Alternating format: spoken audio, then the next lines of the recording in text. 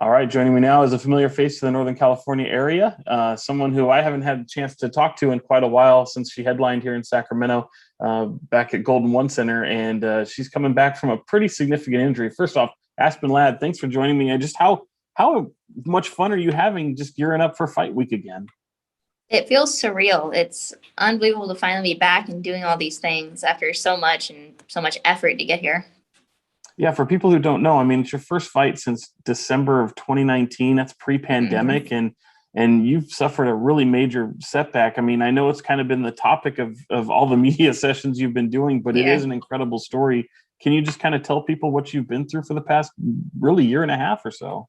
Yeah. So when I was set to fight Serbic Man, I think it was still 2020. It was 2020, and it was my last couple weeks before the fight, my last hard training session, and ended up blowing my knee out, ACL, MCL, meniscus, hamstring, sartorius muscle, all of it.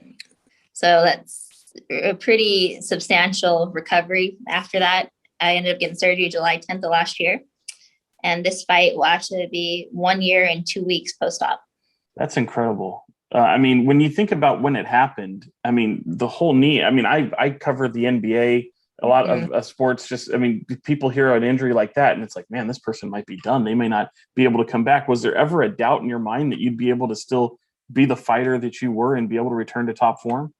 No, I never had a doubt whatsoever. It was just, okay, I'm going to be out for a while and it's going to be a long road, but there is never my career is over kind of thing. It's like, just what do I have to do to get back? What kind of gave you just the confidence that you'd be able to return? I never had a lack of confidence in being able to return. Like there was never my life is over kind of moment. It was just like, well, this sucks. It's going to suck for a while, but there's going to be a light at the end of the tunnel.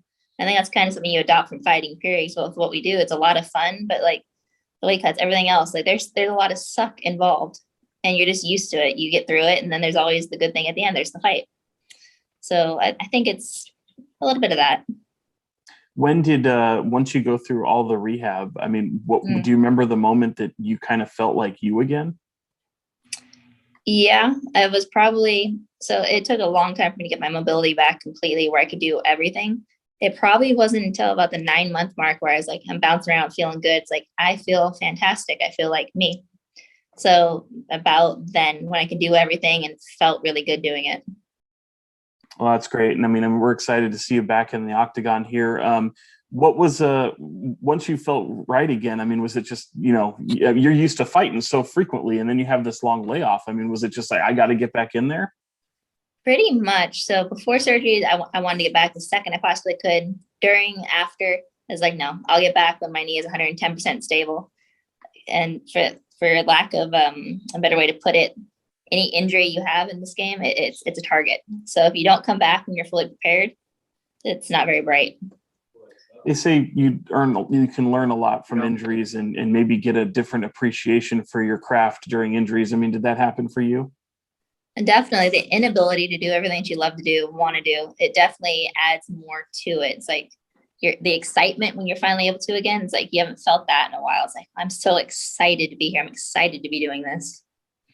And for you, if anyone follows you on social media, they know that, you're outdoors all the time. I mean, you're practically hiking in the mountains or being with your dogs by a lake.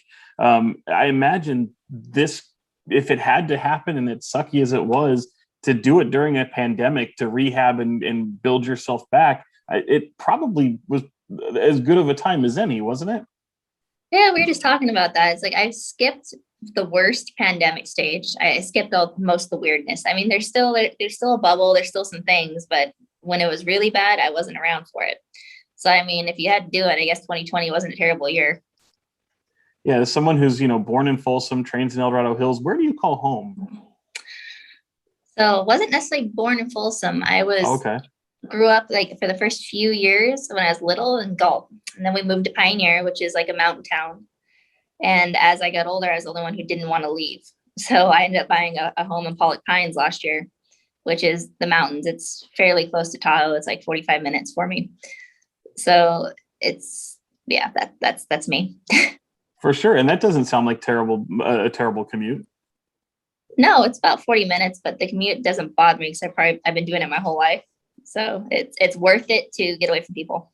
Yeah, no, I get it. But there's also a community in those little towns Mhm. there. I mean, do you feel support from even, I mean, Sacramento is probably the closest metropolitan area, and you got to headline a fight in Yes, Sacramento. Do you feel a connection to even these smaller communities and these people who root you on? absolutely.